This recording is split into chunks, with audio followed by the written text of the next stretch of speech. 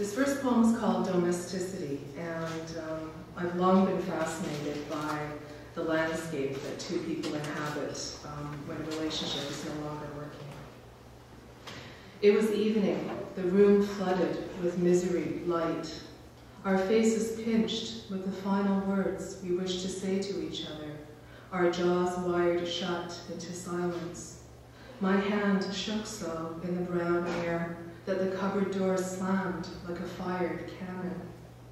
I could not look upon your face, folded in on itself, an origami of anger, when it was the same face that once beheld me in wonder.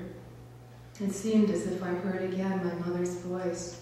I should have married him instead of you, from the room at the end of the hall, and my father speechless with his own thoughts of murder. Now we could not even think. You were sunk deep in the blue chair, blinking at television, while in the silence a distant hum took hold, a sound I thought only the electric wire buzz of bottled rage, but it was an airplane flying low between the office buildings and condominiums all around us. Not turning to me, you stretched out your arm to point at its size, its spanning wings, its belly bright as a bullet. Look, you said, did you see that? As though we were two lovers parked in the airfield, interrupted in our embraces by the miracle of flight.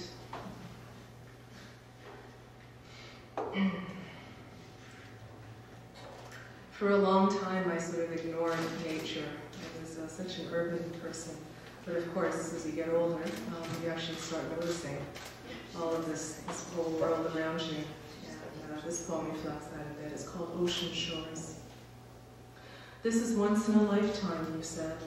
So we had to go back again in the rain to see the whale, so serene there in the sand. We thought it was a sculpture on the first pass, a stone or marble creature rising like a rock on the poured mirror of the beach.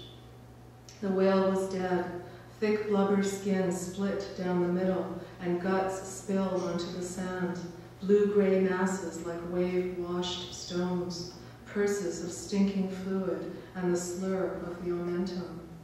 You trailed a finger along its divided tail, and into its blind eye, no more than a slit in its side. Once in a lifetime. So we went back 3 or 4 times, circling the whale until we were frozen, and fought our way back to the car through the wind and seagulls and bits of whale carcass scattered around the tires. You said it came only 3 or 4 times in a lifetime, this falling in love, if you were lucky, that is, only if you were lucky. And that night at the Lucky Dragon restaurant, the slip of fortune in my cookie read, "Stop searching forever. Happiness is right there in front of you."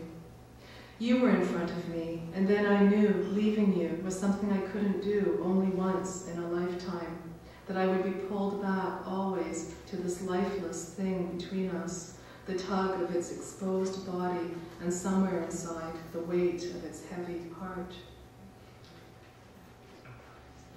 I have a rather creepy habit of laughing in my sleep, and this poem comes from that. It's called Laughing in My Sleep. Twice it happened. You rolled me over out of the mangled landscape of my dreams, shook my shoulder and demanded, "What? What's so funny?"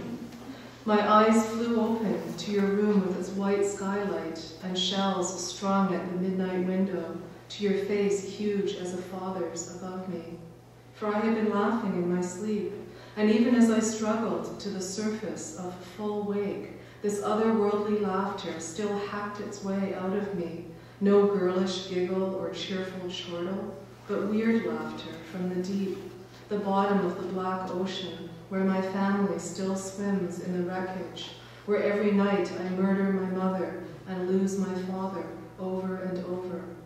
It was like no sound I ever made during the day. It was the laughter of an evil child, you said later, coming even after I clamped my hand over my mouth, and you lay next to me, astonished, like a man who takes a step to the side and finds he's suddenly standing in quicksand.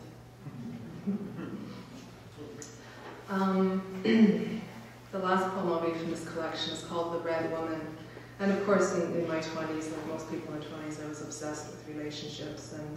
And in this one, I play with the image of the color red, but also with the idea of being sort of the third person in a relationship. It's called The Red Woman. Some nights her body lay clasped between ours in bed. When I trembled, it was but an echo of her trembling, and I could not reach you, could not reach round the white risen dough of her flesh, her immaculate skin, always her hair.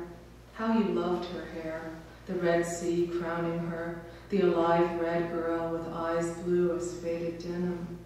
You might have conjured her in story or verse. She might have stepped out of those pages, but for the sulk in her face, for the wilting gaze, the cleaving smile, though even that could be sexy. She was a lifetime commitment from the start. She stepped out of one of your books into your arms and whispered, "Save me." I know that melting, the woman scarred, the angel flying too close to the ground. Under your care, her hair grew like a princess's, lavish as fed grass. It carpeted the floor of the apartment, flowed out the door and into the street, a blood river of red we walked upon hand in hand in the winking light of evening. It was the year of redheads. Red was in. Angie Everhart pouted from the pages of Elle, orange-red hair down to her breasts. Redheads swung through the pages of that year's fiction list, having more fun than anyone. I bought red dresses, red t-shirts, red satin blouses, but it wasn't the same. They licked ceilingward in my black closet and set off the sprinkler system with their closeted heat. I dreamt of the Red Woman. In a flying dream, I swooped down upon her, butterfly scissors in hand. I gathered up the harvest of her red hair swarming through my fingers. I cut and cut, but it grew back threefold, more monstrous still. In another dream, you roared towards me in a race car, come to claim me with diamonds, but the passenger door was painted with her face, red hair snaking out. She was the figurehead on the battleship, the Iron Maiden, the tattoo.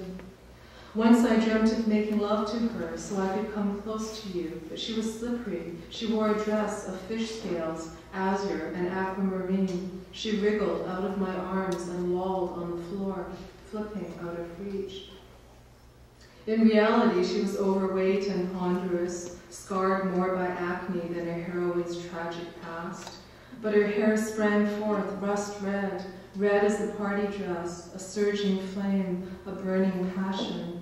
If she were in prison, her hair would grow out through the bars, shape itself into a key, and unlock the locked door. You kept photographs of her, posed in parking lots, doorways, alleys, her hair the one alive thing in a landscape, bled of color. Her hair a plant, a magician's cape, a dagger in your heart. You could make a silky skin of it, a valentine, a chenille blanket, a lash, a whip. Imagine yourself tied to a bed, roped by her red hair. Her hair sent out flares that landed all around you, burning. You didn't stand a chance. You surrendered hot, weak, and coughing, on your knees and cowed. She smelled of cherry licorice and the forbidden roses in a neighbor's garden. Your eyes reflected red. But there was a trick to keeping you. I learned it as the hopeful bride learns from joy of cooking. The trick was to need you more, to fly so close to the ground it became like crawling.